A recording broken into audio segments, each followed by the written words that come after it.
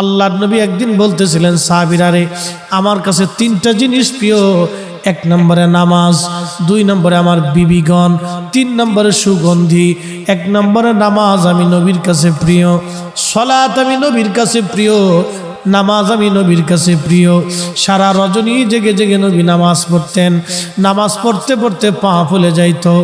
আম্মা জান আয়েশা একদিন ডেকে বলেন, ইয়া রাসূলুল্লাহি, আপনার আগে পরের সব গুনাহগুলি মাফ, আপনার তো কোনো গুনাহ নাই নবী গো, তারপর কেন আপনি এইভাবে নামাজ পড়েন?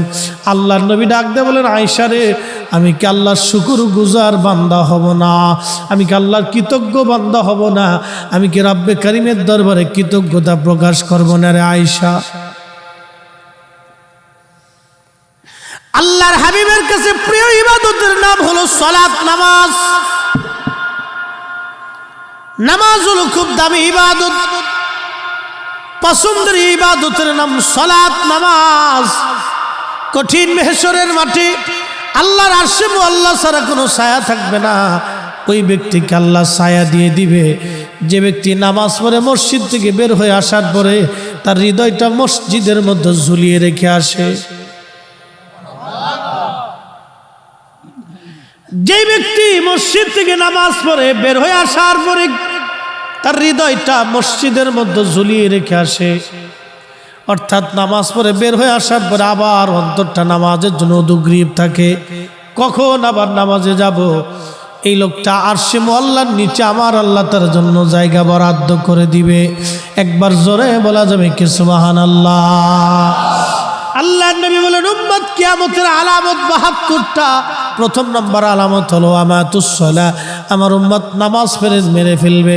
উম্মত নামাজ ছেড়ে দিবে, নামাজ ভুলে যাবে, নামাজ পড়তে যাবে না, নামাজ ছেড়ে দিবে। উম্মত নামাজ ভুলে যাবে, নামাজ, সালাত, সালাত, সালাত। বুনিয়াল ইসলাম আলা খামসিন শাহাদাতি আল্লা ইলাহা ইল্লাল্লাহু ওয়াহদাহু লা শারীকা লাহু ওয়া আশহাদু আন্না মুহাম্মাদান আবদুহু ওয়া রাসূলুহু ওয়া ইকামিস সালাতি ওয়া ইতাইজ যাকাত ওয়াল হজ্জি ওয়াস সাওমি রমাদান। নবীজি বললেন, ইসলামের বেনা হলো 5টা, স্তম্ভ হলো 5টা। প্রথম নম্বরে কালেমা, তাওহীদের সাক্ষ্য এবং রিসালাতের সাক্ষ্য। 2 নম্বর হলো সালাত। তাওহীদ ও রিসালাতের সাক্ষ্যের পরে সবচেয়ে বড় ইবাদতের নাম হলো সালাত, নামাজ, নামাজ, নামাজ। উম্মত নামাজ ছেড়ে দিবে, নামাজ ছেড়ে দিবে, সালাত। উম্মত নামাজ ছেড়ে দিবে, ওয়ামাতুস সালাহ, উম্মত নামাজ মেরে ফেলে। সফল কাম হতে হলে আল্লাযীনা ইউমিনুনা বিল গায়ব ওয়া ইউকিমুনাস সালাহ। আপনি যদি সফল কাম হতে চান তাহলে আল্লাহ সর্বপ্রথম কোরআনে বলছেন গায়েবের উপর ঈমান আনবে, এরপরে ওয়া ইউকিমুনাস সালাহ, নামাজ প্রতিষ্ঠিত করবে। নামাজ, সালাত, সালাত, নামাজ প্রতিষ্ঠিত করবে উম্মত। সালাত, নামাজ, নামাজ, নামাজ। কোন ব্যক্তি যদি সঠিক মতো নামাজ পড়ে, কিয়ামতের মাহশরের কঠিন দিনে আল্লাহ সর্বপ্রথম জিজ্ঞেস করবে, বান্দা নামাজের হিসাব দিয়ে যাও। যখন আল্লাহর বান্দা নামাজের হিসাব কষে দিবে, বাকি হিসাবগুলি আল্লাহ আর তাকাবেন না, আল্লাহ ক্ষমা করে দিবে। না হয় না, আরো জোরে বলেন সুবহানাল্লাহ। শুকরিয়ার মুসলমান, সালাতের হিসাব যখন বান্দা বুঝাই দিবে, আল্লাহ পাক আর কোনো হিসাব দেখবে না, সঙ্গে সঙ্গে রব্বে কারীম মাফ করে দিবে। হা হা, সালাত, নামাজ বড় দামি ইবাদত, নামাজ, নামাজ বড় দামি ইবাদত, নামাজ, সালাত। আল্লাহর নবী বলেন, উম্মত আমার কাছে সর্বপ্রথম প্রিয় হলো সালাত, এরপরে প্রিয় হলো আমার বিবিগণ, আমাদের স্ত্রীগণ, আমার স্ত্রীগণ। আল্লাহর নবীর 11 জন বিবি ছিল, আমাদের 11 জন আম্মাজান ছিল। মতান্তরে 14 জন আম্মাজান ছিল, আমাদের 11 জন মা জননী ছিল। আল্লাহ কোরআনে বললেন, আন-নাবিয়্যু আউলা বিল মুমিনিনা মিন আনফুসিহিম। আমার নবী মুমিনদের জানের চাইতে অধিক প্রিয়। একবার জোরে বলবেন কি সুবহানাল্লাহ? মুমিনের জানের চাইতে নবী প্রিয়। এটা আমরার কথা না আল্লাহর কথা? আল্লাহর কালামে বুঝি পরিবর্তন, সংযোজন, বিয়োজন এগুলি সিস্টেম আছে না? কি বলে? নাই তো। আন-নাবিয়্যু আউলা বিল মুমিনিনা মিন আনফুসিহিম, মুমিনের জীবনের চাইতে বেশি প্রিয় হলো নবী। সুবহানাল্লাহ হবে। মুমিনের জীবনের চাইতে বেশি প্রিয় হলো নবী, নবী নবী নবী। ওয়াজওয়াজুহুম মাহাতুহু, আর আমার নবীর বিবিগণ হলো মুমিনের মা। জোরে বলবেন কি মারহাবা। মুমিনের মা, নবীর বিবিগণ আমাদের মা, আমাদের মা, আমাদের মা, আমাদের মা, মা মা।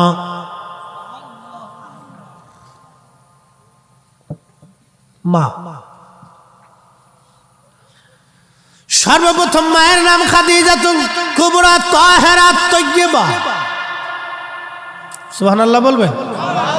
তাহেরা তয়্যিবা, পবিত্রা, পবিত্রা ছিলেন, পবিত্রা, তাহেরা তয়্যিবা। আমার দেশের খাদিজার মতো না। আমরা দেশের খাদিজার উন্নাত হয় সামনে, ফিসে খাদিজা হয় সামনে। খাদিজা নাম দিছে খাদিজা বেগম। শয়তান কোথাকার, বেপর্দা, বেহায়া, অর্ধউলঙ্গ হয়ে রাস্তায় আড়ে। বেডি না বেটা, জন্ডিস না লেডিস, ইজলে না বেডি বোঝা যায় না। হ্যাঁ কথা কর না, বোঝা যায় না। নাম দিছে খাদিজা।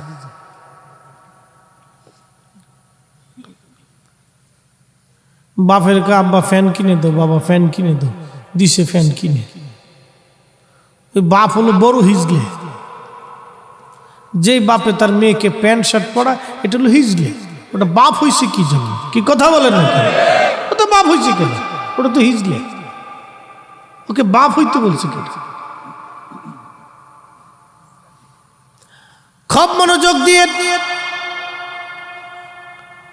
প্রিয় নবীজির পছন্দের বিবিগণ হলো পছন্দের। আল্লাহর নবী বলতেন, উম্মত আমার কাছে পছন্দ হলো আমার বিবিগণ। এর অর্থ মানে এটা না যে নবীজি নারীদের প্রতি আসক্ত ছিল, বিষয়টি এরকম না। কিন্তু নাস্তিকেরা বলে নবী বহু নারীতে আসক্ত ছিল বিদায় বহু বিবাহ করেছেন। আসলে ওদের জন্মের ভিতরে বাবা ভেজাল আছে। সন্দেহ আছে আপনাদের? আল্লাহর নবীর চরিত্রে ইজ্জতে যারা চাদর ধরে, ওদের জন্মের ভিতরে কি আছে? না আর জোরে জোরে কোন, জোরে কোন, কি আছে? ভেজাল আছে, ভেজাল ভেজাল ভেজাল।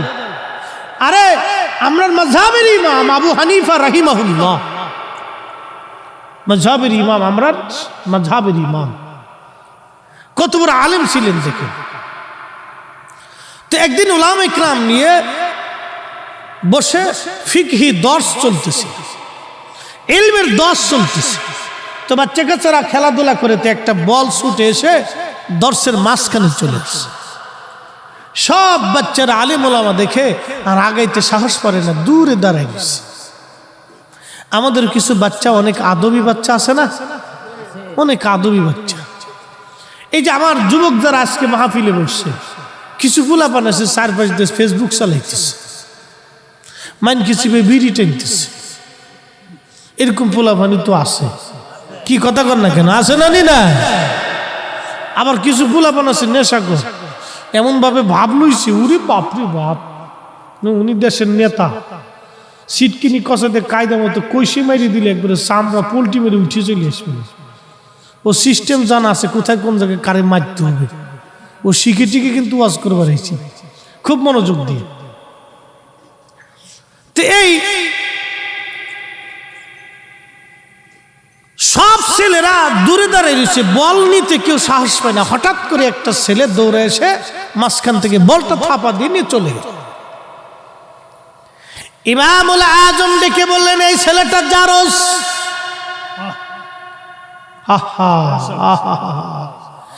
এই ছেলেটা জারস। উলামা ইকরাম বলেন, হুজুর কি বললেন আপনি? ছেলেটা কেন জারস হলো? ইমামুল আজম ডাক দেয়া বললেন, দেখো আমরা এতগুলি আলেম এক জায়গায় বসে আছি, কেউ আমাদের মাঝ থেকে কোনো বালক বল নিতে সাহস করলো না, কিন্তু এই ছেলেটা বেয়াদবের মতো এসে আমাদের মাঝ থেকে বলটা থাপা দেনি বেয়াদবের মতো চলে গেল। খোঁজ নিয়ে দেখো এই ছেলেটার জন্মে ভেজাল আছে। হায় হায় হায়, ওলামা একরাম খোঁজ নিয়ে দেখলো সত্যি এই ছেলেটা একটা পতিতার সন্তান, তার জন্মের ভিতরে ভেজাল। আল্লাহর ওলিদের কথা কখনো মিথ্যা হতে পারে না, কথা বলেন ঠিক কিনা? নারে তাকবীর, নারে রিসালাত, আহলে সুন্নাত ওয়াল জামাত। হো চকরিয়ার মুসলমান, নাস্তিকেরা বলে নবীজি বহু নারীতে আসক্ত ছিলেন বিদায় বহু বিবাহ নবী জীবনে করেছে। না না না, আমার নবী বহু নারীতে আসক্ত ছিলেন না। আমার নবীর একজন বিবি ছিল, নাম হযরত আম্মা জান সাউদা রাদিয়াল্লাহু আনহা। তিনি একজন বৃদ্ধা নারী ছিলেন, একেবারে বয়স্ক নারী ছিলেন। আম্মাজান আয়েশার জন্য যেমন একটা রাত বরাদ্দ ছিল, আম্মাজান সাউদার জন্য নবী আর একটা রাত বরাদ্দ করতেন। একবার জোরে বলা যাবে কি মারহাবা? একজন বৃদ্ধা নারীর কাছে একজন পুরুষের কি পাওয়ার আছে বলুন তো? একজন বুড়ি, যে নারী বৃদ্ধা হয়ে গেছে, চামড়া পর্যন্ত ঘুষিয়ে গেছে, এই নারীর কাছে একজন পুরুষ 40 বছরের একজন পুরুষ কি আশা করতে পারে বলেন তো? বলুন না। 50 বছরের একজন পুরুষ একজন বৃদ্ধা 70 বছরের বৃদ্ধা নারীর কাছে কি আশা করবে বলেন তো?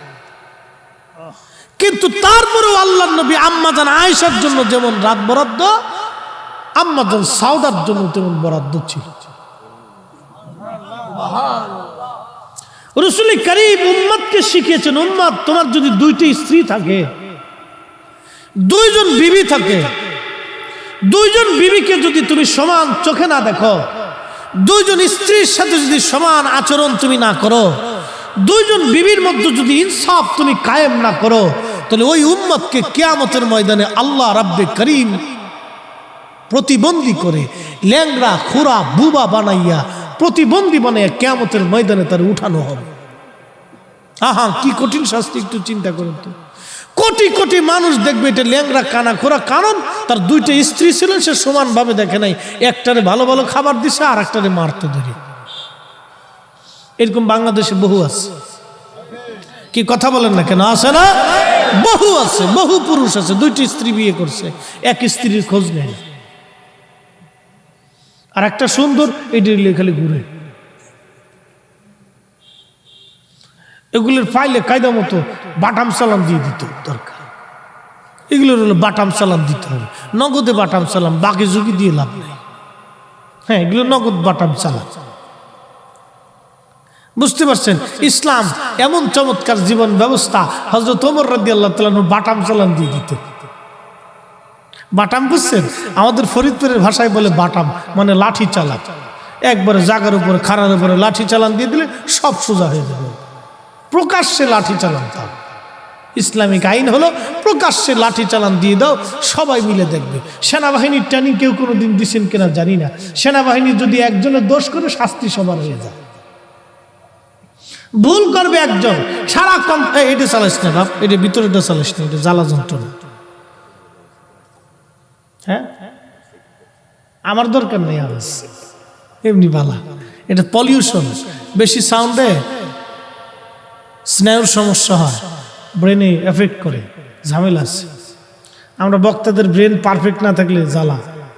এই জন্য আমাদের ঘুম আগে পারফেক্ট হইতে হয়, বিশ্রাম ঠিক থাকতে হয়, নাহলে ওয়াজ ডাইনেরটা বামে চলে যাবে, বামেরটা ডাইনে, পিছনেরটা সামনে, উপরেরটা নিচে যাবে, কোনো ওয়াজের তালের ঠিক থাকে না। বুঝতে পারছেন? এইটা খুব পারফেক্ট জিনিস, এটা ঠিক থাকতে হবে। খলিফাতুল মুসলিমিন হযরত ওমর বাটাম চালান মারতেন, নগদের উপর বিচার করা হতো, হযরত ওমর নগদের উপর বিচার করে দিতেন। বন্ধ করে দাও ভাই, আমার কাছে অসুবিধা বললাম। প্রিয় মুসলমানেরা খুব মনোযোগ দিয়েন, হযরত ওমরের কথা বলছিলাম, বাটাম চালান। সেনাবাহিনীর ভিতরে ভুল যদি একজনের হয়, শাস্তি সবাইকে দেওয়া হয়। একটা কোম্পানির একজন লোকে যদি ভুল করে শাস্তি সবাইকে দেওয়া হয়, এজন্য শাস্তি দেওয়া হয় কারণ সেনাবাহিনীর ট্রেনিং তো খুব বড় মারাত্মক। যুদ্ধের ভিতরে একজনের যদি ভুল হয়ে যায় তাহলে পুরা ব্রিগেডটা মার খেয়ে যেতে পারে। এই জন্য সবাইকে সমান তলে শাস্তি দিয়ে দেওয়া হয় যাতে কেউ ভুল না করে। ইসলামের শাস্তির বিধান এরকম হবে, ভুল করতে হবে, ভুল হয়ে যাবে, শাস্তি বিধান চালু হয়ে যাবে, কোনো কাহিনী টাহিনী নাই। শাসন ব্যবস্থা যদি হযরত ওমরের মতো হতো, আমার দেশের চুরি ডাকাতি রাহাজানি খুন খারাপি এই সব কিছু বন্ধ হইয়া আমার দেশের মানুষ তারের মতো সোজা হয়ে যাইতো। কথা বলেন ঠিক কিনা? একবারে তারের মতো সোজা হয়ে যেত। ফরমালিন, আবার ফলের ভিতরে ফরমালিন টাস করে আঙ্গুল কেটে দিত। সক্রিয়ার বাজারে কেউ যদি মনে করেন যে ফলের ভিতরে ফরমালিন দিয়ে দিবে, বিরিয়ানির ভিতরে বিষ মেরে দিবে, যে কি কয় আপনার নতুন নতুন বিরিয়ানি আছে না, আজকে এই পত্রিকায় দেখলাম ওই ঢাকার এক হাজি বিরিয়ানি না কি বিরিয়ানি কয়, হ্যাঁ, দোকানের ভিতরে পচা গোস্ত দিয়ে দিছে, বাস বাটাম চালান দিয়ে দিচ্ছে, 1 বছরের কারাদণ্ড। হ্যাঁ, এরকম ধরে বসান দিয়ে দিত। হাজি বিরিয়ানির ভিতরে মেরে দিচ্ছে। এরকম বহু বিরিয়ানি আছে খাবারের ভিতর বিষ মেরে দিতেছে। আবার জানেন কি জানেন, গরু গোস্তের বদলে কুত্তার গোস্ত দিয়েছে। আমার ঢাকাতে 8 মাস পর্যন্ত এক দোকান বন্ধ ছিল। 8 মাস। আরে মানুষ নাকি? আরে কুত্তার চাইতে মানুষ নিকৃষ্ট হয়ে গেছে। কথা বলেন ঠিক না বেটি? আরে মানুষ তো কুকুরের চাইতে নিকৃষ্ট হয়ে গেছে। আরে কুত্তার ভিতরে 3 সাপ আছে। মানুষ মানুষকে বিষ খাওয়ায়, মানুষ মানুষকে কুত্তার গোস্ত খাওয়ায়, মানুষ মানুষকে মরা মুরগি খাওয়ায় দেয়। বড় বড় হোটেলগুলিতে ওই ঢাকা শহরে মরা মুরগি নিতে নিতে অনেক মুরগি মরে যায়, এগুলি কম দামে পাওয়া যায়, এগুলি নিয়ে সালান মেরে বাস মুরগি মেরে দিতেছে, খা। এই আমার দেশের ধনীরা এগুলো পোড়ায় পোড়ায় খাইতেছে। আর কি মজা, খা খা, গিরিল বাজতেছে, হ্যাঁ, খা, পুরাই পুরাই খাওয়াচ্ছে, খা, কদ্দুর বরস, খা, জম্মের খাওয়া, খা। ওটা আমরা কচু শাক খেলি ভালো আছি রে ভাই, কি কথা কর না কা? যদি কচু শাক খাই তাও ভালো আছি। ওই মরাটা পাইছি না বাগে। আমি জীবনে হোটেলে না মুরগি সুরগি দিস না, এগুলো আমরা খাইতাম না। প্রয়োজন আমার একটা ডিম ভেজে দিই তাও ভালো। বেহুদে হুদে টে আমি পাবলিকের টেকা নষ্ট করে, অনেকে জোরাজোরি করে কি হুজুর খায় না, না না দরকার নেই, তোমার টেকা নষ্ট করার দরকার নেই। তোমার টাকা তোমার পকেটে থাকে, আমি বালা জিনিস খাই দিই বালা। হ্যাঁ ভাইরা আমার, খুব মনোযোগ দিয়ে, এই অবস্থা আমাদের সমাজে আজ চলতেছে। রন্দে রন্দে ভেজাল, রন্দে রন্দে সমস্যা, রন্দে রন্দে প্রবলেম।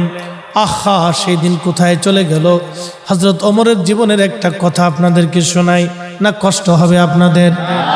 আহা, হযরত ওমরের জমানাতে একদিন হযরত ওমর বসে আছেন, কত বড় পার্লামেন্ট।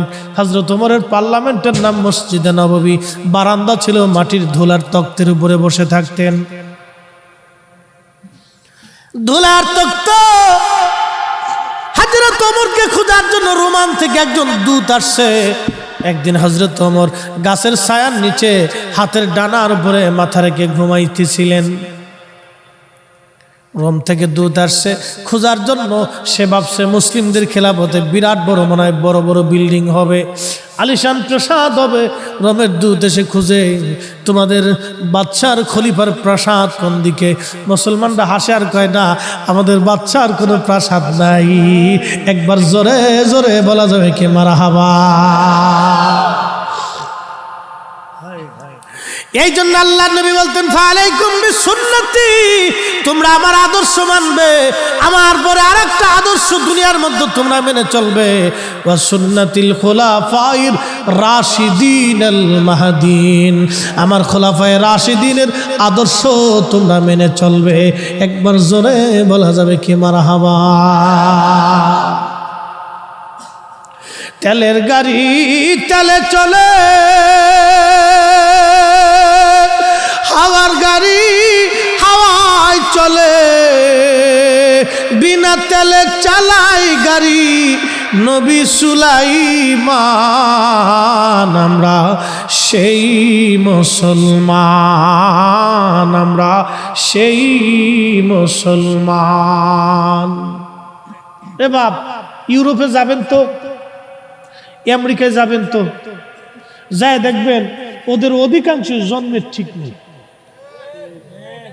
ঠিক তো বললেন, কিন্তু আমি বুঝাইতেছি আপনার, বিয়ে হওয়ার আগে বাচ্চা জন্ম হয়, নাম দিছে গার্লফ্রেন্ড আর বয়ফ্রেন্ড, আমি নাম দিছি কুত্তা ফ্রেন্ড। কি তোরা হাসস কে? তোরা যে হাইসে দিলি, আমি তো কক্সবাজার থেকে আজকে ঘুরে আইছি, তো ঘুরে আসার পরে ওখানে যায় দিছে বহুত কুত্তা ফ্রেন্ড আছে। ঠিক আসতে কলিকা জোরে খ। আমি সমুদ্র সৈকত থেকে আজকে ঘুরে আইছি, পোলাপানের জ্বালা মাসিনে খালি খুঁজাকে একটু সমুদ্রে যাবো, চল যায়। তো যাই দেখি যে বহুত কুত্তা ফ্রেন্ড ঘুরতেছে, কুত্তা ফ্রেন্ড। কুত্তা ফ্রেন্ড তো বুঝছিস, বয়ফ্রেন্ড আর গার্লফ্রেন্ড, এটার নাম দিচ্ছি কুত্তা ফ্রেন্ড। এরকম যদি কেউ বলে তাহলে বুঝবি যে ওইটা শেষ হয়ে গেছে। ওই মেয়ে বিয়ে করাচ্ছে তো সারা জীবন ওইভাবে করে থাকবি। তুই ওই মেয়ে বিয়ে করলে তোর জীবন শেষ হয়ে যাবে, তোর জিন্দেগি শেষ হয়ে যাবে, তোর মাথার থেকে পা পর্যন্ত পুরোটাই শেষ হয়ে যাবে। আল্লাহর নবী বলছেন, উম্মত তুমি তাকওয়াবান নারী দেখে বিয়ে করো, পরহেজগার নারী দেখে বিয়ে করো। ও কালা হোক, ও কালো হোক, মিসমিসে কালো হোক, যদি পরহেজগার হয়ে থাকে আল্লাহর কসম এটাই তোমার জন্য জান্নাত হবে। কথা বলেন ঠিক না বেটে? খুব মনোযোগ দিয়ে। তেহেদের দেশে হলো বয়ফ্রেন্ড আর গার্লফ্রেন্ড, ও বিয়ে হওয়ার আগে বাচ্চা হয়ে যায়, কি হয়? কিন্তু একটা কথা আপনাদেরকে বোঝানোর জন্য আনছি, এই উন্নত বিশ্বগুলি আমেরিকা যাই বলেন না কেন, আমি একবার ভুটান গেছি, আজকের কথা না, পরে আরো 5-7 বছর আগে ভুটানে গেছি মাহফিল করার জন্য। ওই জায়গার থেকে মাহফিল করে ভুটানে গেছি আমি, আজকের বলা না। কালকে আবার ইন্ডিয়ার ভিসা ওঠানোর জন্য যাব, ভিসা হয়েছে আর কি, মার্চে যাব।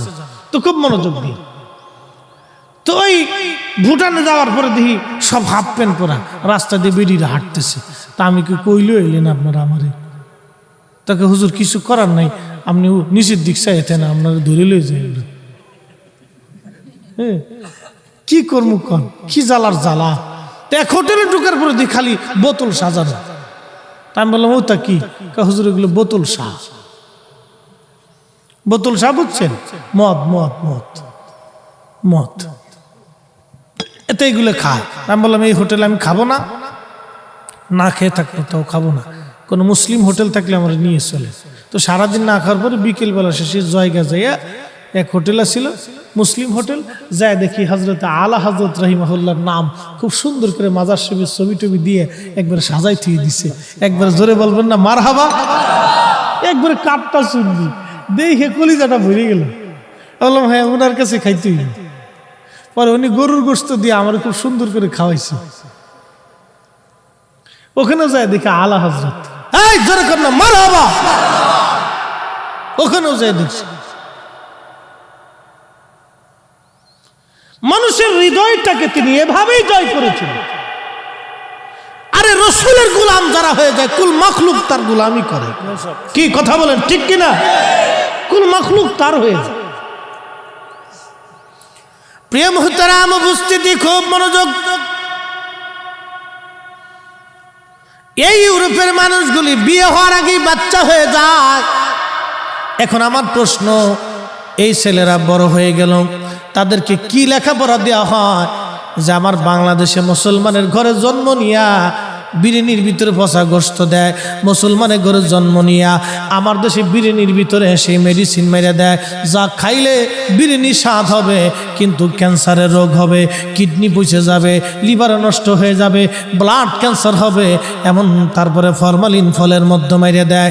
আমার দেশের মুসলমানের ঘরে জন্ম নিয়ে মালে কম দেয়, কিন্তু ইউরোপে জন্ম হয়ে গেল আগে, বিয়ে হওয়ার আগে জন্ম হয়ে গেল, বাপের কোনো ঠিকানা নাই, পিতৃ পরিচয় নাই, কিন্তু মালের মধ্যে ভেজাল দেয় না, খাবারে বিষ দেয় না, মালে কম দেয় না, মানুষ ঠকায় না। ওদেরকে কি শিখানো হলো আর আমরা কি শিখলাম? এবার বলেন তো, বলেন এবার। আপনি জানতো সারা ইউরোপে ঘুরেন তো, সারা ইউরোপ ঘুরে না, একটা ঠকবাজ লোক পাবেন না। যত সিটার খালি বাঙালির ভিতরে যান, সারা ইউরোপ ঘুরেন, ওদের ভিতরে একটা সিটারও পাবেন। যা বলবে পারফেক্ট, গুলি মিস হবে, কথা মিস হবে না। অথচ মায়ের বাপের কোনো জন্মের ঠিক নেই। জান, এই যে যায় দেখেন এবার হলো কি আমাদের দেশে, হলো কি আমরা শিক্ষা ব্যবস্থা ছোট কাল থেকে আমরা মানুষ বানাইতে পারি না। আর একটা ছোট্ট বাচ্চার বই দিয়ে দিছে 10টা, ওই বই বাচ্চা না নিতে পারে বাচ্চার মায় কান্দে করে যায়। কি কথা কর না কেন? কেবল নার্সারিতে পড়ে ওই বই 10টা বই দিছে, ও কান্দে করে নিতে না পারিয়ে ও মায় কান্দে করে নিয়ে যায়। কি শিখাইলো 10টা? ওই সময় 10টা বই পড়ার বয়স, ওকে ওই সময় শিখাইতে হবে নীতি, আদর্শ, কিভাবে মানুষের সাথে কথা বলতে হয়, কিভাবে চরিত্র গঠন করতে হয়, মিথ্যা বলা যাবে না, খেলাধুলা, সুন্দর পরিবেশ, সালাম কালাম, আদব লেহাজ, এগুলো শিখিতে হবে বাচ্চারা। ওর 10টা বই দিয়ে দিচ্ছে মাথার ভিতরে। কোন ভূতে চাপাইছে এগুলোর মাথার ভিতরে আল্লাহ জানে।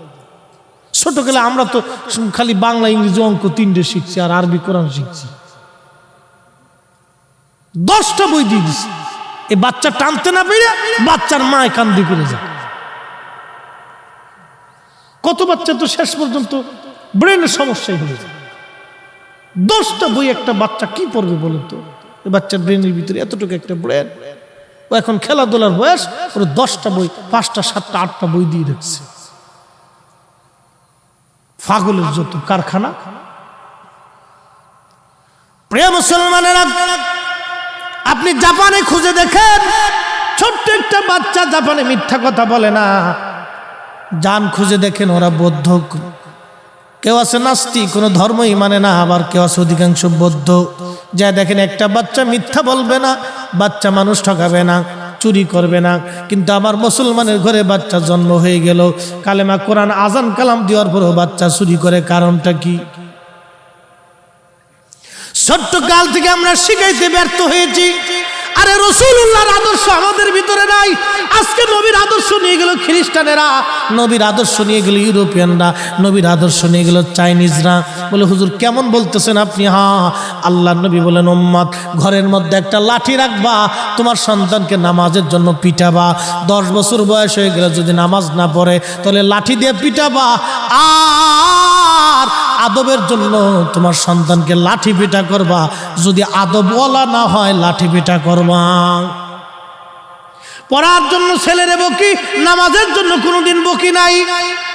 আরে কাজের জন্য ছেলেরে বকি, কিন্তু আদব শেখানোর জন্য কোনোদিন লাঠি পিটা করি নাই। দোষ তো সন্তানের দিয়ে লাভ নাই, দোষ হলো আমাদের। কথা বলেন ঠিক কিনা? আমাদের দোষ। ছোট্ট কাল থেকে এগুলির মানুষ বানাইতে পারি, আমাদের দোষ। আপনি জানতো জাপানে একটা ছোট্ট ছেলে মিথ্যা বলবে, মানুষ ঠকায় না ওরা। কোটি কোটি মানুষ, ওদের পার্সেন্টেজ হিসাব করে দেখবেন 100% 99% মানুষ ঠকায় না। কিন্তু আমরা বাংলাদেশে, ভারতে, পাকিস্তানে কোটি কোটি কোটি কোটি মুসলমান খালি মুসলমানের ঘুম থেকে উঠে চিন্তা করে বাস দিই। কি কথা কর না কেন? এই অবস্থা আমাদের দেশে। অথচ হাজার হাজার ওয়াজ হইতেছে, হাজার হাজার ওয়াজ, ওয়াজেরও শেষ নেই। প্রত্যেক জুমাতে হুজুররা ওয়াজ করতেছে, তারপরও মানুষের বুঝ আসে। কেন জানেন? ছোট্ট কাল থেকে মায়ের কোল থেকে বাচ্চা শিখে আসে, বিসমিল্লাহ শিক্ষা দিতে পারি। এই জন্য আল্লাহর নবী উম্মতকে শিখাইলেন, উম্মত ওই ছেলেটা আরশে মুআল্লার নিচে তার জায়গা বরাদ্দ হয়ে যাবে যে ছেলেটা ছোট্টকাল থেকে নামাজে কালামে ইবাদতে বড় হয়ে ওঠে। একবার জোরে বলা যাবে কি মারহাবা? কষ্ট হইতেছে? হযরত ওমরের জীবনের একটা ঘটনা শোনাবো। এই যে শোনাইতেছি, জায়গা মতো আসতেছি, সে জমানা আর এ জমানার ভিতরে কত তফাৎ, সেই সময়ের মানুষ আর এই সময়ের মানুষের মধ্যে কত তফাৎ। আজকে মুসলমানদের আদর্শ খ্রিস্টানরা নিয়ে চলে গেছে। মনে কিছু নিয়ে না, ওরা শুধু ইমানটা নেয় নাই, ওরা শুধু ইমানটা নেয় নাই, বাকি সব নিয়ে গেছে। ওরা ইমান নেয় নাই, বাকি সব নিয়ে চলে গেছে। ওরা ইমান নেয় নাই, বাকি সব নিয়ে গেছে। খুব মনোযোগ দিয়ে হযরত ওমর রাদিয়াল্লাহু আনহু বসে আছেন। হযরত ওমর বসা, এমন সময় ধুলার তক্তে, কি একটা তক্ত, কত বড় বাদশা, সারা পৃথিবীর অর্ধেক জাহানের খলিফা হযরত ওমর, যার নাম শোনার পরে রোম বাদশারা পর্যন্ত থরথর করে কাঁপতেন যে না, পৃথিবীর সবার সাথে যুদ্ধ করা যাবে, হযরত ওমরের সাথে যুদ্ধ করা যাবে না। পার্সিয়ান সাম্রাজ্য, রোম সাম্রাজ্যের বড় বড় রাজারা থরথর করে কাঁপতেন যে না, হযরত ওমরের সাথে যুদ্ধ করা যাবে না। ও মুসলমান, গভীর মনোযোগ। তার একটা বাদশাহী পার্লামেন্ট ছিল, এই পার্লামেন্টের নাম মসজিদে নববী। তিনি যেখানে বসতেন মসজিদে নববীর বারান্দা, আর যে আসনে বসতেন সেই আসনের নাম হলো মাটির আসন। ধুলার তক্তে চড়ে সারা পৃথিবী শাসন করেছে, ধুলার তক্তে চড়ে সারা পৃথিবী শাসন করেছে। একবার জোরে বলা যাবে কি সুবহানাল্লাহ। হযরত ওমর রাদিয়াল্লাহু আনহু বসে আছেন, লোকের একটা ছেলেকে ধরে নিয়ে আসছে, একটা ছেলে, একটা যুবক ছেলেকে ধরে নিয়ে আসছে। ও যুবক বন্ধুরা, কথাগুলি ভালো করে শুনে যাবেন। লোকের একটা যুবক ছেলেকে ধরে নিয়ে আসছে। যুবক ছেলেকে ধরে নিয়ে আসার পরে হযরত ওমর জিজ্ঞেস করলেন, এ লোকেরা, তোমরা এই যুবক ছেলেটাকে কেন ধরে আনছো? লোকেরা বলল, হুজুর, সে আমাদের বৃদ্ধ বাবাকে হত্যা করেছে, এই জন্য আমরা তো ওমরের দরবারে নিয়ে আসছি। আল্লাহর ফয়সালা অনুযায়ী আমরা বিচার চাই, সে আমাদের বাবাকে হত্যা করেছে, আপনার আদালতে নিয়ে আসছি। হযরত ওমর রাদিয়াল্লাহু আনহু বলেন, যুবক, তুমি কি তাদের বৃদ্ধ বাবাকে মেরে ফেলছো? ওই ছেলেটি বলল, হ্যাঁ খলিফাতুল মুসলিমিন, আমি তাদের বৃদ্ধ বাবাকে মেরে ফেলছি। কেন মারছো? বলে, হুজুর, আমার একটা উট ছিল, উটের একটা বাচ্চা ছিল, এই বাচ্চাটা খুবই সুন্দর, আমি আমার উটের বাচ্চাটাকে খুব আদর করতাম। এই উটের বাচ্চাটা খেলাধুলা করতে করতে এই বৃদ্ধের খেজুর বাগানে যাওয়ার কারণে বৃদ্ধ একটা পাথর মেরে আমার উটের বাচ্চার চোখ বের করে দিয়েছে। আমি সহ্য করতে না পেরে আমি একটা পাথর হাতে নিয়ে বৃদ্ধের মাথা বরাবর মেরেছিলাম। আমি ইচ্ছা করে মারি নাই, তাকে শাস্তি দেওয়ার জন্য আমি পাথর মেরেছিলাম রাগান্বিত অবস্থায়, কিন্তু পাথরটা মাথায় আঘাত করার কারণে বৃদ্ধ সহ্য করতে না পেরে সে মারা যায়। হযরত ওমর বললেন, যুবক, তুমি ইচ্ছা করেই মারো আর অনিচ্ছা করেই মারো, হত্যা তোমার দ্বারা সংগঠিত হয়েছে, আল্লাহর ফয়সালা অনুযায়ী আমি তোমাকে মৃত্যুদণ্ড দেব। ছেলেটি বলল, হুজুর, আল্লাহর ফয়সালার কাছে মাথা পেতে দিলাম, আল্লাহর ফয়সালার কাছে মাথা পেতে দিলাম, কিন্তু আমাকে 3টা দিনের জন্য আমাকে দয়া করে জামিন দিয়ে দেন, আমাকে 3টা দিনের জন্য জামিন দেন। হযরত ওমর বললেন, যুবক, তুমি জামিন দিয়ে কি করবে? বলে, হুজুর, আমার বাবা ইন্তেকাল করার আগে আমার ছোট ভাইয়ের জন্য কিছু সোনা দানা টাকা পয়সা আমার কাছে আমানত দিয়ে যায়।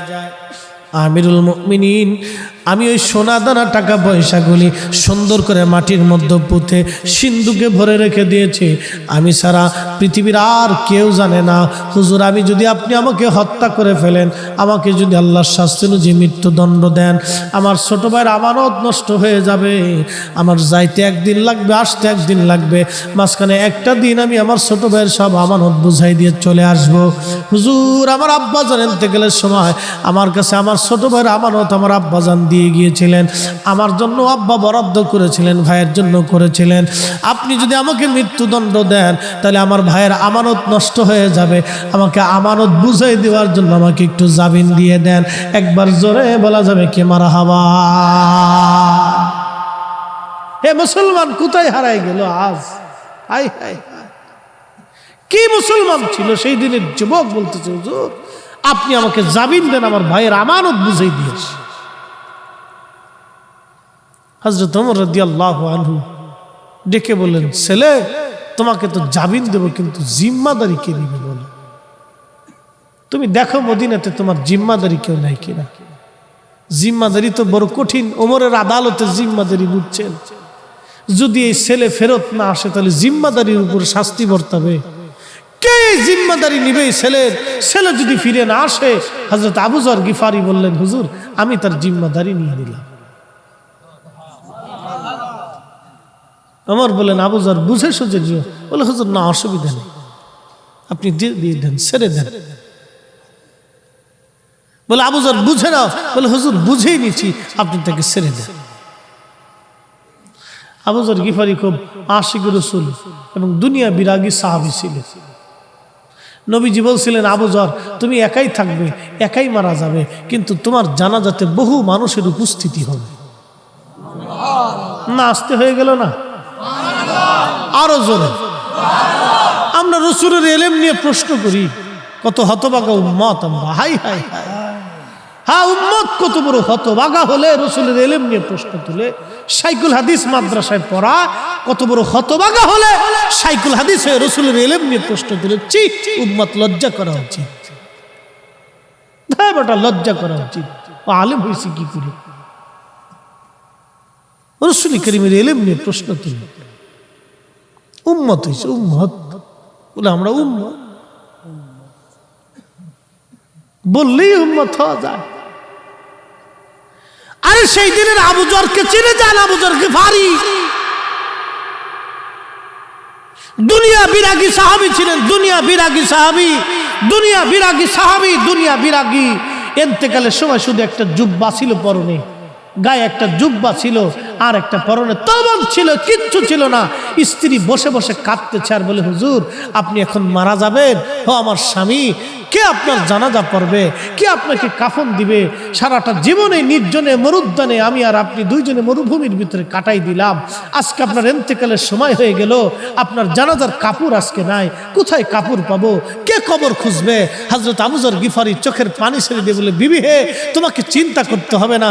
আমি আমার মাসুক আমার রাসূলের পবিত্র জবান থেকে শুনেছি, আমি একাই মারা যাব। আমার জানাজাতে বহু মানুষ আসবে, আমি নির্জনে মারা যাব। এই মরুভূমির ভিতরে তুমি আর আমি নির্জনেই মারা যাচ্ছি। শোনো হে বিবি, আমার জানাজাতে বহু মানুষ আসবে, তুমি টিলার উপরে তার আগে দেখায় দেখো কোনো কাফেলা আসে কিনা। যদি দেখো কোনো কাফেলা আসে, তাহলে বুঝবে আবু যরের সময় ঘনিয়ে গেছে। না হয়েছে না? আরো জোরে বলে। সাহাবীদের ইয়াকিন রাসূলের উপরে এরকম ছিল। শাইখুল হাদিস প্রশ্ন তুলে নবীর ইলম নিয়ে শাইখুল হাদিস হয়েছে। নাম দিছে উম্মতে মুহাম্মাদি। কলিজার ভিতরে আল্লাহর প্রতিও একটু ভয় নাই যে কি হবে মেহেশরে? আল্লাহর আদালতে তো দাঁড়াইতে হবে। কি কঠিন ভয়াবহ পরিণতি সেই দিন হবে বলেন। পৃথিবীর কত শাইখুল হাদিস, কত মুনাজির আজম, কত মুফতি, কত প্রিন্সিপাল, কত ইমাম আল্লাহর আদালতের সামনে মাথা নত করে সেজদায় পড়ে থরথর করে কাঁপতে হবে। সেই দিন আল্লাহর নবীর সিল মোহর ছাড়া কোন উম্মতের জান্নাত নসিব হবে না। কথা বলেন ঠিক না বেঠে? আল্লাহ রাসূলের সিল ছাড়া কোন উম্মত সেই দিন জান্নাতে যাবে না, সে যত বড় শাইখুল হাদিস হোক না কেন।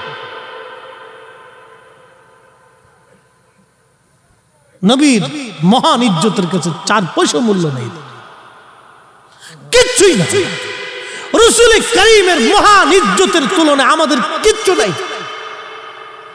কিছুই নাই, কিছুই নাই, কিছুই নাই আমাদের। না আমি শাইখুল হাদিস, তুমি শাইখুল হাদিস তাতে কি হয়েছে বেটা?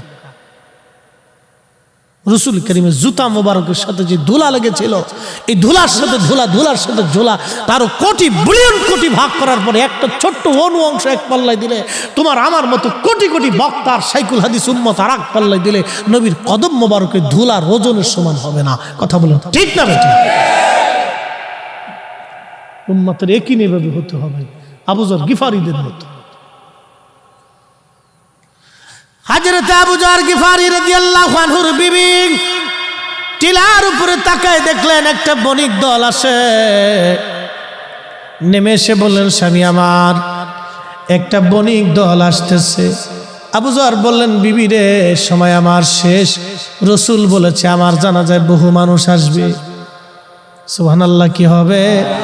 রাসূল বলেছে আমার জানাজায় বহু মানুষ আসবে, অতএব আজকে এখনই আমার সময় বিদায়ের পালা এসে গেছে। বিবি ক্ষমা করে দিও। সারাটা জীবন তুমি আমার সঙ্গে নিঃস্ব নিঃসম্বলে একাকী নির্জনে কাটাইছো, খেয়ে না খেয়ে দুইজনে আমি কাটিয়েছি। আহা, রাসূলের দুনিয়া বিরাগী সাহাবী ছিলেন হযরত আবু যর রাদিয়াল্লাহু আনহু। দুনিয়া বিরাগী একজন সাহাবী ছিলেন। ইন্তেকালের সময় তার কাফনের কাপড় দেওয়ার মতো কিচ্ছু ছিল না। সাহাবীদের জীবনের দিকে তাকাইলে, আমাদের দিকে তাকাইলে সাতা মুসলমানই মনে হয়। সাহাবায়ে কেরামের জীবনের দিকে তাকে, আমাদের জীবনের দিকে তাকাইলে মুসলমানই মনে হয় না। নিজেকে মনেই হয় না যে মুসলমানের কাতারে আছি। সারাটা জীবন নির্জনে কাটিয়ে দিলেন রাসূল কারীমের সাহাবী। কতটা কলিজার ভিতরে ইয়াকিন রাসূলের প্রতি, নবী বলেছে তাই হবে। রাসূল কারীমের প্রতি সাহাবীর ইয়াকিন কি ছিল? রাসূল বলেছে সেটাই হবে। আমরা সেই নবীর ইলম নিয়ে প্রশ্ন তুলি, নাম দিছি বিরাট বড় মুনাজারে আযাম। এটা মুনাজারে আযাম। হাবিবে কিবরিয়া হুজুর করিম সাল্লাল্লাহু আলাইহি ওয়াসাল্লাম বলেছেন, ওই বণিক দলের যিনি প্রধান ছিলেন তিনি হযরত আব্দুল্লাহ ইবনে মাসউদ রাদিয়াল্লাহু আনহু, দুনিয়ার সবচেয়ে বড় মুফতি। ওই বণিক দল নিয়ে তিনি ওই রাস্তা দিয়ে যাচ্ছিলেন, দেখলেন হযরত আবু যর গিফারি মৃত্যু সজ্জায় আসলেন। আবু যর মারা গেল, উনার সুন্দর কাফন দাফনের ব্যবস্থা করে কবর খনন করে বিরাট বড় বণিক দল নিয়ে হযরত আব্দুল্লাহ ইবনে মাসউদের ইমামতিতে আবু যর গিফারির জানাজার নামাজ হয়ে গেল। নবী যা বলেছিলেন তাই হয়েছে, একটা শব্দ মিথ্যা হয় নাই। একবার জোরে বলা যাবে কি ইয়া রাসূলুল্লাহ? তাকবীর, নারে রিসালাত, শাহেনশাহ মদিনা।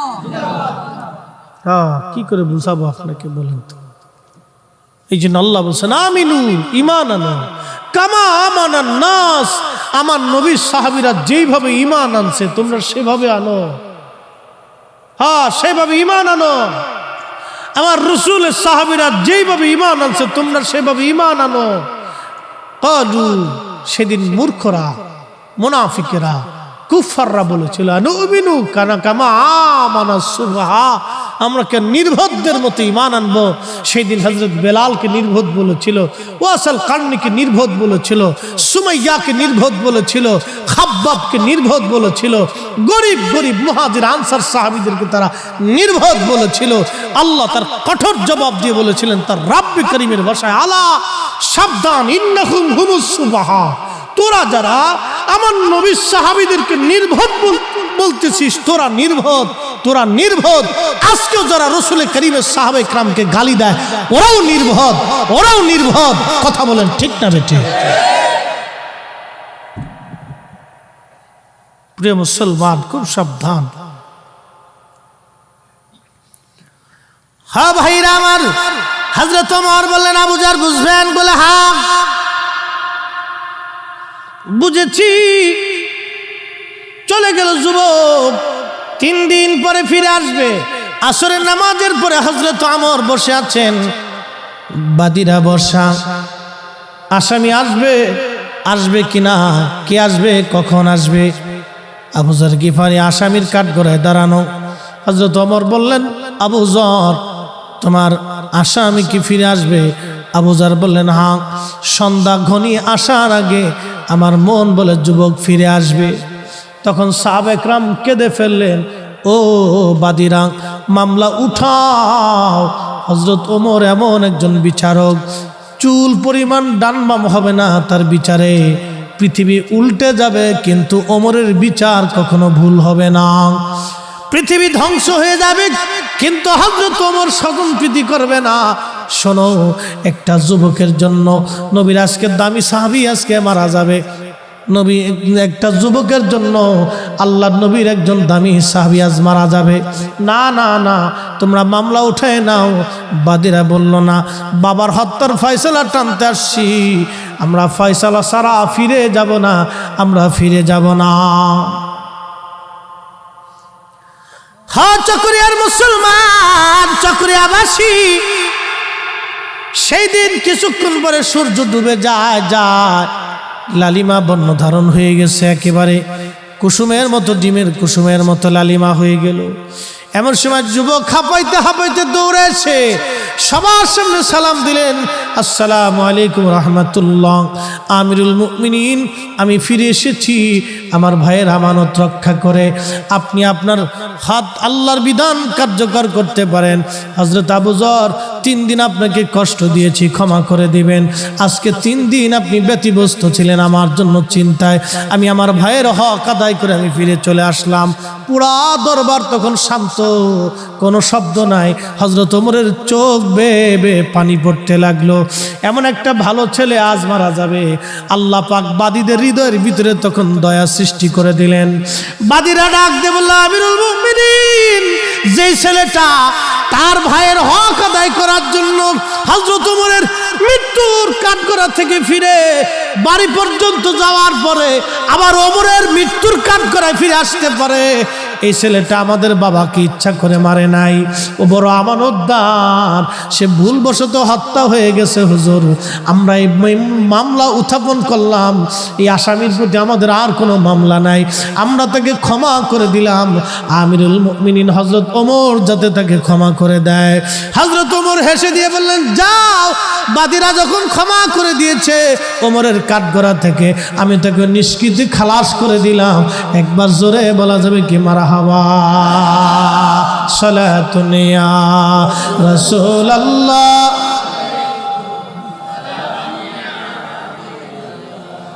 সালাতুন ইয়া রাসূলুল্লাহ।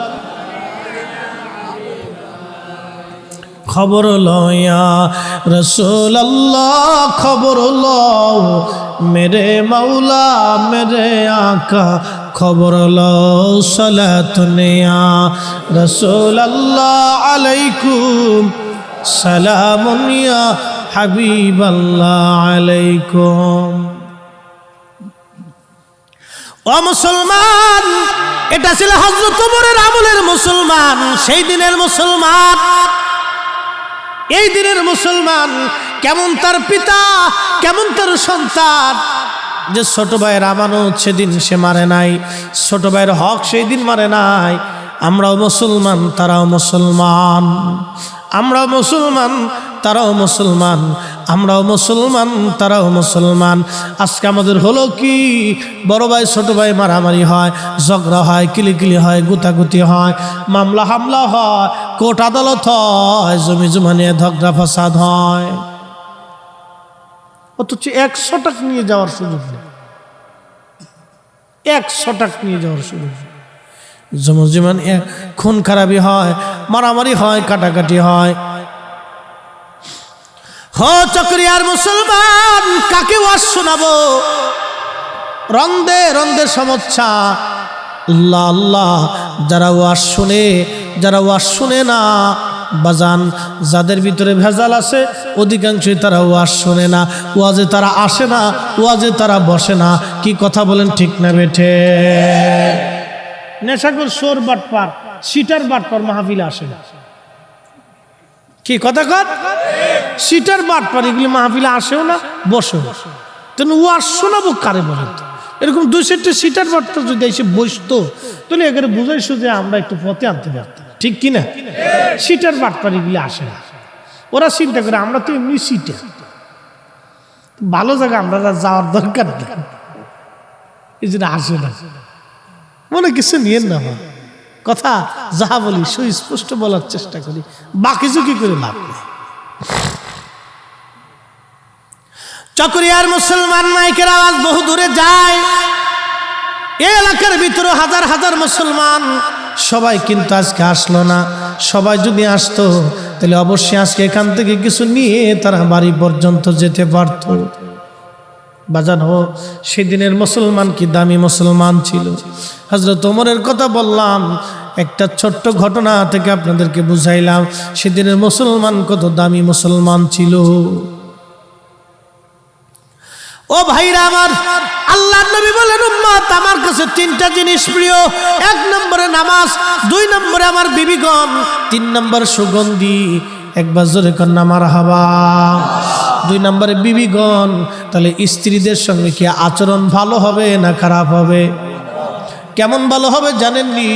আল্লাহর নবী বলেন, উম্মত তোমার স্ত্রীর সঙ্গে যদি তোমার ঝগড়া হয় তাহলে কথা বন্ধ করে দাও, তারপরও যদি না হয় তাহলে বিছানার সজ্জা আলাদা করে দাও, যদি তারপরেও তোমার স্ত্রী সোজা না হয় তাহলে এর মুরব্বীদেরকে ডেকে নিয়ে এসে একটা সমাধান করে ফেলাও। ধাপ 3টে, তারপর গায়ে হাত দেওয়া যাবে না। প্রথম নাম্বার, কথা বন্ধ করো। যদি তোমার স্ত্রী তারপরেও সোজা না হয় তারপরে তুমি তার সাথে বিছানা আলাদা করে দাও, যদি তারপরে সোজা না হয় মুরব্বীদেরকে ডেকে ঢুকে এনে ঝামেলা পাকা, অর্থাৎ ঝামেলা মীমাংসা করে দাও, তারপরেও ঝামেলা করবে না। যদি তারপরেও মারতে হয় এরপর একটা তুলার লাঠি বানাইয়া তোমার স্ত্রীর গায়ে পিটাইবা। তুলার লাঠি আইসে তো দিলে একদিন তুলার লাঠিতে ফিটে দেখে কি মজা লাগে। বউ দেখবেন গরুর গোস্ত রাখতে খাওয়াই দিচ্ছে, যাক পাওয়া গেছে একটা তুলার লাঠি। আর ইসলাম কত সুন্দর জীবন ব্যবস্থা। স্ত্রীর গায়ে হাত দিতে নবী কেন নিষেধ করলেন জানেন কি? বিবিরা, মেয়েরা আমাদের অধীনস্থ, আল্লাহ তাদেরকে আমাদের অধীনস্থ করে দিয়েছেন। হা হা, স্ত্রীদেরকে আল্লাহ আমাদের অধীনস্থ করে দিয়েছেন। তারা আমাদের অধীনস্থ, আমাদের চোখের আনন্দ দেয়, মনের আনন্দ দেয়, আমাদের জীবনের আনন্দ দেয়, আমাদের সুখে দুঃখে ডানে সামনে পিছনে থাকে। কি কথা বলেন না কেন, ঠিক কিনা? চোখের আনন্দ দেয়, মনের আনন্দ দেয়, আপনার ডানে বামে সামনে পিছনে সুখে দুঃখে সে আপনার পাশে থাকে। এই জন্য স্ত্রী আপনার অধীনস্থ। অধীনস্থদেরকে আল্লাহর নবীজি মারতে অনুমতি দেয় নাই, ভালোবাসতে অনুমতি দিয়েছে। আর ইসলাম কত চমৎকার জীবন ব্যবস্থা, আল্লাহর নবীর সুন্নাত কত চমৎকার জীবন ব্যবস্থা। এই জন্য নবী উম্মতকে শিখাই দিয়ে বলেন, উম্মত আমার কাছে সবচাইতে প্রিয় আমার বিবিগণ, যাতে উম্মতের কাছে স্ত্রীগণ প্রিয় থাকে, স্ত্রীর সাথে ঝগড়া ফাসাদ না করে, ঝামেলা না করে, উম্মত যাতে সুখে থাকে। 1450 বছর আগে নবী শিখাই দিয়ে গেলেন। হাই হাই, এই জন্য আমরা নবীর উম্মত। উম্মত শব্দের অর্থ হলো অনুসারী, অনুসারী, অনুসারী। কিন্তু দুঃখের বিষয় হলো আমরা অনুসারী হয়ে বুঝলাম না। আল্লাহর নবী বলেন, সুগন্ধি আমার প্রিয়, উম্মতে বিড়ি টানে। কষ্ট নিয়েন না, কিন্তু চট্টগ্রামে এটা আইব ধরে না, চট্টগ্রামে এটা দোষ ধরে না। আল্লাহ রসুলের কাছে প্রিয় হলো সুগন্ধি। সুগন্ধি, সুগন্ধি লাগাবেন, সুগন্ধি। এটা আল্লাহ রসুলের কাছে খুব প্রিয় ছিল। একসাথে বলা যাবে মারহাবা। আমাদের দেশে বুকে হাত বেঁধে নামাজ পড়ে এক দল আছে না, এটার এক মৌলবী ওয়াজ করছে, নবীজি আমাদের মতো মানুষ ছিলেন বিদায় নবীজির মুখ থেকে দুর্গন্ধ আসত। হ্যাঁ না, কুত্তা তো আরো ভালো। আমি বলতেছি, আমাদের ওই দক্ষিণবঙ্গে এক হুজুর ওয়াজ করতো, আগার পাড়া হাসে দিলি কইলে দাঁড়া, আগার পাড়া দেগার খাসি তোলালো, তবু পাড়ার ভবো খাসলাত না গেল। তার মানে বুঝেন নাই? বুঝাই দিছি। পাড়া চিনছেন তো, যেটা তুলায় না, এটা কিন্তু গালি টালি না, কিন্তু এটার যতই সাবান আর শ্যাম্পু দেন ওর শরীর থেকে দুর্গন্ধ আসে। কি কথা ঠিক কিনা? ওর যতই শ্যাম্পু দিয়ে আপনি গোসল করান ওর শরীর থেকে দুর্গন্ধ আসবে। আর ওর যত তুলান, বিসি ফেলাই দেন না কেন, ওই পাড়ার যে বিসি আছে এটা ফেলানোর পরে দেখবেন যে আগে যে এটা ভোবো খাসলা ছিল, চরিত্র আসছিল এরকম বদ চরিত্র, এই বদ চরিত্র নাম হলো ইফটিজি। আমার দেশে এরকম কিছু পাড়া পোলাপন আছে, সুন্দরী মেয়ে দেখলে খালি উত্তক্ত করে। কথা কন না, আসে না নি নাই? বাংলাদেশ সরকারের জন্য একটা আইন পাস করছে, একবারে সুন্দর কাজ করছে, বাটাম চালান নগদের উপর। প্রধানমন্ত্রীকে ধন্যবাদ দিতে হয় কাজের জন্য। বাটাম চালান একবারে নগদের উপর। হ্যাঁ ঠিকই তো, বাটাম চালান না দিলে আপনার বোন, আপনার স্ত্রী, আপনার মেয়ে রাস্তা দিয়ে হাঁটবে, ও আসে ফিট চালান দিবে। এটা কি মগের মূল্যক দেশটা? কি 30 লক্ষ মানুষের জীবনের বিনিময়ে এটা স্বাধীন হয়েছে, আমার মেয়ে রাস্তা দিয়ে স্বাধীন মতো চলতে পারবে না, তোর জন্য বাটাম চালান নগদের উপর মেরে দিতে হবে। কি কথা বলেন, ঠিক না বেটে? দেশের যত লুচ্চা আছে সব একবারে তারের মতো সোজা করে দিতে হবে। হযরত ওমরের মতো কাহিনী চলবে, বাকি ঝুঁকি করলে সমস্যা, বাকি ঝুঁকি করলে সমস্যা। খুব মনোযোগ দিয়েন বাপ। এই যে পাড়া, ওর যে বদ চরিত্র ছিল, এই তুলানোর পরে ওর বদ চরিত্র যায় না। তো ভাইজান, বদ আকীদা এমন একটা জিনিস, যত আপনি বুঝান এটা সহজে যায় না। কি কথা কন না কেন? ওরা বলতেছে আল্লাহর নবীর পবিত্র জবান থেকে দুর্গন্ধ আসতো, অথচ চিন্তা করেন আল্লাহর নবীজির প্রস্রাব মোবারকের ভিতর থেকে মিশকের ঘিরান আসতো না। হয়েছে না? আরো জোরে। অথচ একই পানি আমিও পান করলাম, আপনিও করলেন। নবীজির শরীর মোবারকের ঘাম, ঘামের ভিতর থেকে মিশকের ঘিরান আসতো, অথচ আপনি বগলের নিচে একটু সকাল থেকে সন্ধ্যা পর্যন্ত গোসল হবে না।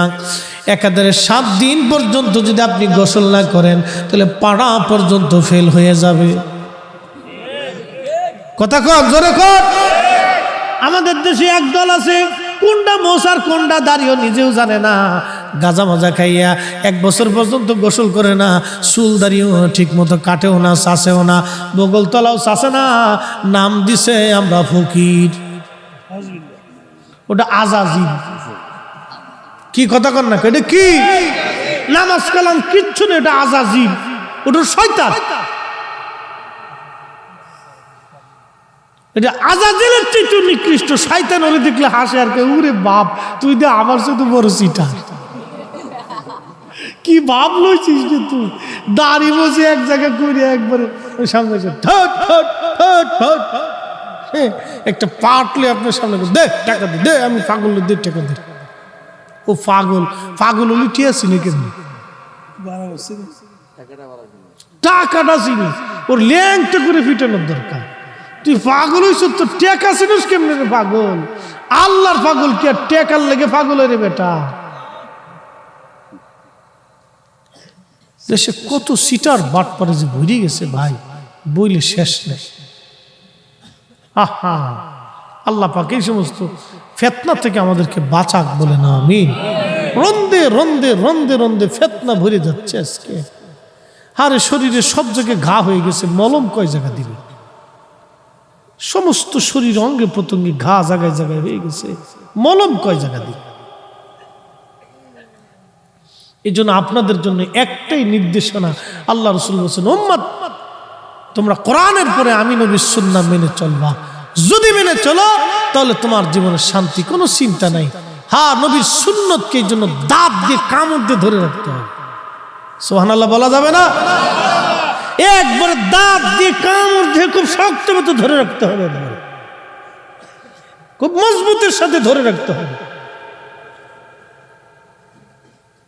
শক্ত মতো ধরে থাকতে হবে। আল্লাহ রাসূল বলেছেন, ফিতনা ফাসাদের জামানায় আমি রাসূলের একটা হারিয়ে যাওয়া সুন্নাহকে যদি আমল করতে পারো তো 100 শহীদের সওয়াব তোমার আমল নামে দিয়ে দেওয়া হবে। আসতে কেন রে যুবক, জোরে বল না সুবহানাল্লাহ। চুল তো মেসির মতোই কাটে, নেইমারের মতো কাটে। ফুটবল খেলা নিয়ে এবছর কয়টা মরছে তার হিসেব নেই।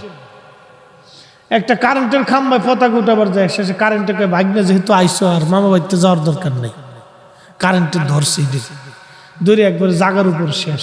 ও পতাকা উঠাবার যে ওখানে শেষ হয়ে গেছে। আহা, নিজের কত সুন্দর জীবনটা একটা দেশের পতাকা উঠাইতে যে মরে গেল। খেলা নিয়ে মারামারি করে 2 গ্রুপে মরে গেল। নিজের জীবন কত সুন্দর জীবনটা খেলা নিয়ে মারামারি করে মরে গেল। এই চট্টগ্রামে সেই ব্রাজিল একদিন জিতছে, মাহফিল করে আমি সেই আপনার কি বলে শহরে আরেকটা মাহফিল আসতেছি। ওই খেলার দিন কি আর পোলাপানে যা লাইতে পারি, ওরে বড় মিছিল দিছে, পোলাপান ল্যাংটোয়ে ফলাইতেছে, দিয়ে প্যান্টটারে খুলে হাফ প্যান্ট পরে মাথার উপর দেখলে ঘুরাইতেছে। আমার গাড়ির পিছনে একটা বোম ফুটাইছে। শেষে আমি দেখ, আমি হুজুর মানুষ, মাহফিলে যাবো, তোর একটু সাইড দি। আধা ঘন্টা করে সাইড দিছে। আমি কি তোর দল ঠকবো রে? বদদোয়া করছি, যা তোর দল ঠকবো। আমার আজকে সাইড দিলি না, আধা ঘন্টা পর্যন্ত কষ্ট দিলি রে, তোর দল ঠকবো, যা। যারা ব্রাজিল আছেন তারা মনে মনে খেপছে আমার উপরে। যে হুজুরি লেগে ঠিকই আছে।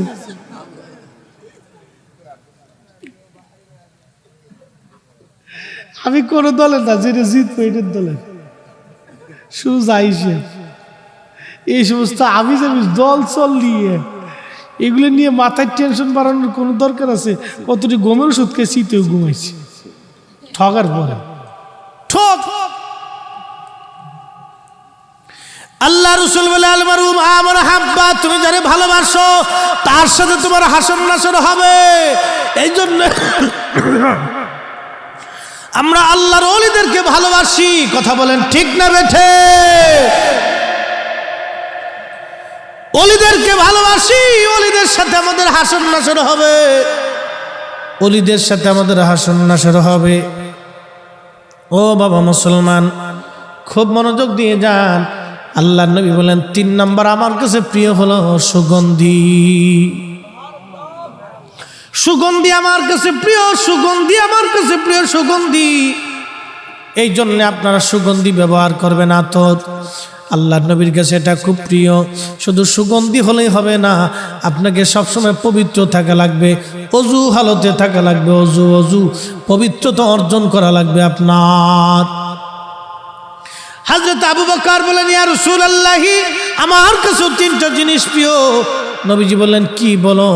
আবু বকর বলেন ইয়া রাসূলুল্লাহ, আপনার পবিত্র নূরানি চেহারা মোবারকের দিকে তাকায় থাকা আমার কাছে প্রিয়। একবার জোরে বলা যাবে কি মারহাবা? আমি জানি প্রেমে পাগল সে তো মদিনা, প্রেমানলে পুরে মরি, প্রেমানলে পুরে মরি, ওহে রব্বানা। আমি জানি প্রেমে পাগল সে তো মদিনা। সালাতুন ইয়া রাসূলুল্লাহ আলাইকুম সালামুন ইয়া,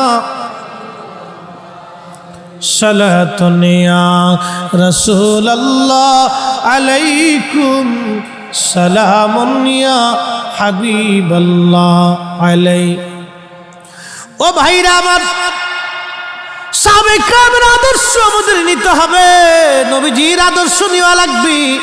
এই জন্য যদি শান্তি পেতে চান, আল্লাহর নবীর সুন্নত ছাড়া বিকল্প কোনো রাস্তা নাই। আছে? কোনো রাস্তা নাই। নবীর আদর্শ খুঁটে খুঁটে খুঁটে খুঁটে আমাদের মধ্যে নিতে হবে।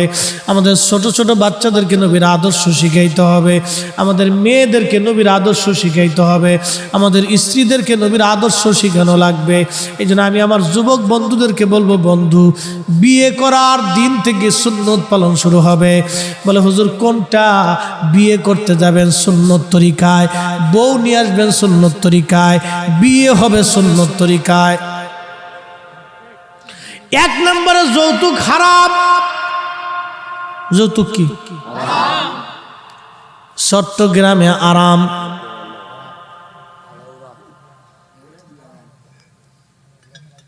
চট্টগ্রামে হালাল। জোরে কোন চট্টগ্রামে হালাল না হারাম? কুত্তার গোশত, শুয়োরের গোশত, ওই সুদের টাকার গরুর গোশত, ঘুষের টাকার গরুর গোশত, যৌতুকের টাকার গরুর গোশত। এই তো সারছে না কাম। এবার মনে কিছু নিয়ে না। পায়খানাকে পায়খানাই বলতে হবে, পেশাবকে পেশাব বলতে হবে, পেশাবকে শরবত বললে হবে না বাপ। আমি ফরিদ হিসাব মুতলে শরবত হবে না, কি বলেন? হ্যাঁ, আর আপনি মুতে দিলে এটা হারাম হবে না? কি হারাম হারামই থাকবে বাপ। শুয়োরের গোশত যেরকম হারাম, কুত্তার গোশত যেরকম হারাম, সুদের টাকা ঘুষের টাকা যেরকম গরুর গোশত একই রকম হারাম, যৌতুকের টাকার গরুর গোশত একই রকমই হারাম। ঠিক আসতে কেন জোরে বলেন? জীবনের নিয়ত করবেন, বিয়ে করবেন, 1 টাকা যৌতুক দিবেন। এই খয়রাতি ব্যবসা যেন না হয়। এটা হলো ফকিরনির ব্যবসা, সবচেয়ে নিকৃষ্ট ব্যবসা এটা। পুরুষ পুরুষের মতো থাকতে হবে, পুরুষ বেড়া বেড়ার মতো থাকতে হবে। কি কথা বলেন? ঠিক না বেটে? বেড়া বেড়ার মতো থাকতে হবে। বিয়ে করবেন, শ্বশুর বাড়ির সম্পত্তির দিকে লোভ থাকবে কেন? এই ছোটল কি ব্যবসা কি জন্য থাকবে? এগুলোর জন্য না থাকে।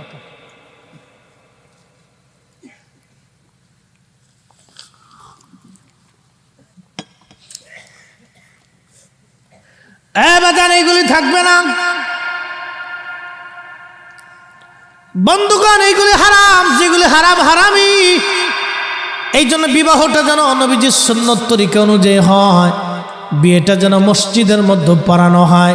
পড়ানোর পরে খেজুর যাতে ছিটানো হয়, খেজুর যাতে সবাইকে দেওয়া হয়। একবার জোরে বলা যাবে কি মারহাবা। সাজাইয়া গুজাইয়া আলকাত্র শুনুন লিপস্টিক মাখাইয়া একবারে আপনার বউডারে সুন্দর করে একবারে অর্ধ উলঙ্গ বানাইয়া একবারে মানুষের দেখাইতে দেখাইতে নিয়ে নারে তাকবীর, হয় না আর জোরে নারে তাকবীর, নারে রিসালাত, আলে সুন্নাতুল জামাত। সভাপতি সাহেবের আগমন, হুজুর কেবলার আগমন, হাশিমি হুজুর কেবলার আগমন, নারে তাকবীর। আল্লামা কাজী সাদিকুর রহমান হাশিমি সাহেবের আগমন, নারে তাকবীর।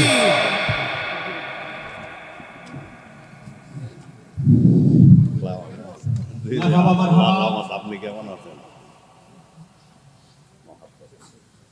আমাদের মাঝে উপস্থিত হয়েছেন আজকের মাহফিলের সম্মানিত সভাপতি, পীরে তরিকত, রাহনুমায়ে শরীয়ত, জানশিনা আমিনে মিল্লাত, খলিফায়ে দরবারে আলা হযরত হযরতুল হাজ আল্লামা শাহ সুফি কাজী সাদিকুর রহমান হাশিমি মাদ্দাজিল্লাহুল আলী, সভাপতি আঞ্জুমান আশিকান মুস্তাফা সাল্লাল্লাহু তাআলা আলাইহি সাল্লাম বাংলাদেশ, শাহজাদা নসীন আলামিন হাশিমি দরবার শরীফ চট্টগ্রাম। আমি হুজুর কেবলাকে আজকের মাহফিলের সভাপতির আসন অলঙ্কৃত করার জন্য মাহফিল কমিটির পক্ষ থেকে বিনীতভাবে অনুরোধ করছি।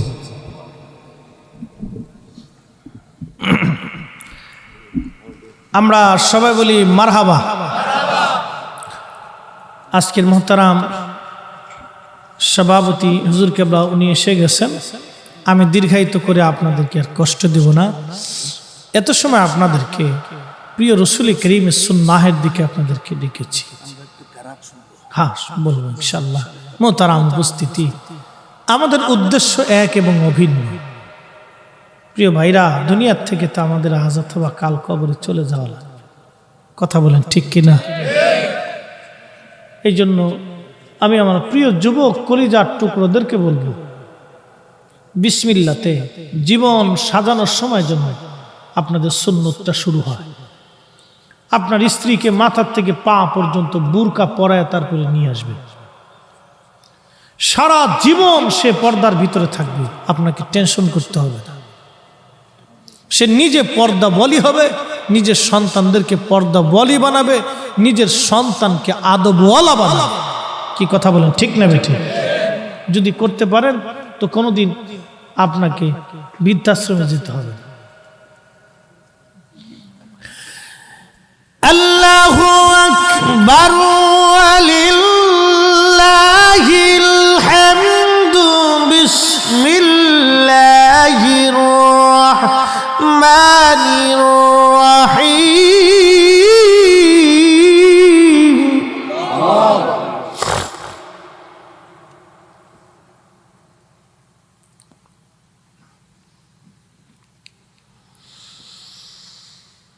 إن الذين آمنوا وعملوا الصالحات أولئك هم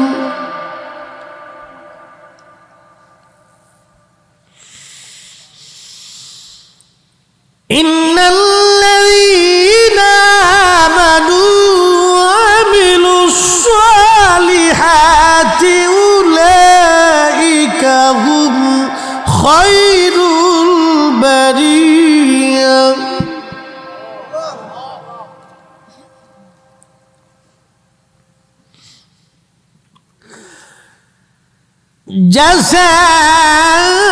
جزاؤهم عند